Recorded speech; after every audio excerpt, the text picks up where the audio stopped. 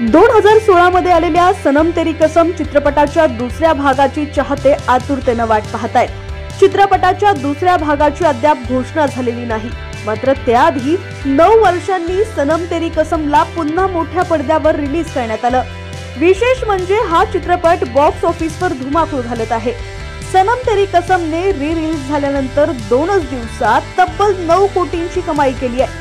चित्रपटाने रिलीजच्या दिवशी 4 कोटी आणि दुसऱ्या दिवशी 5 कोटी रुपयांची कमाई केली आहे। अशा प्रकारे चित्रपटाने 2च दिवसात मूळ रिलीजच्या वेळी झालेल्या कमाईपेक्षाही अधिक कलेक्शन बॉक्स ऑफिसवरती केलंय।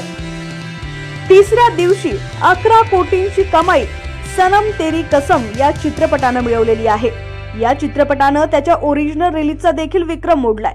2016 मध्ये या चित्रपटाने बॉक्स ऑफिसवर 8 कोटी 3 लाख रुपयांची कमाई केली होती। सनम तेरी कसम हा व्हॅलेंटाईन वीकच्या निमित्ताने 7 फेब्रुवारीला पुन्हा थिएटरमध्ये रिलीज झाला। हर्षवर्धन राणे आणि मावरा होकिन या कलाकारांना पाहण्यासाठी प्रेक्षक थिएटरमध्ये मोठी गर्दी करतायत। लव यापा हे नवीन चित्रपट देखील थिएटरमध्ये रिलीज झालेले आहेत, मात्र सनम तेरी कसमने सर्वांना मागे टाकत बॉक्स ऑफिसवर दमदार कमाई केली आहे। या चित्रपटाने रिलीजच्या ओपनिंगच्या दिवशीच 3 लाख तिकीटं विकून कमाल केलेली आहे।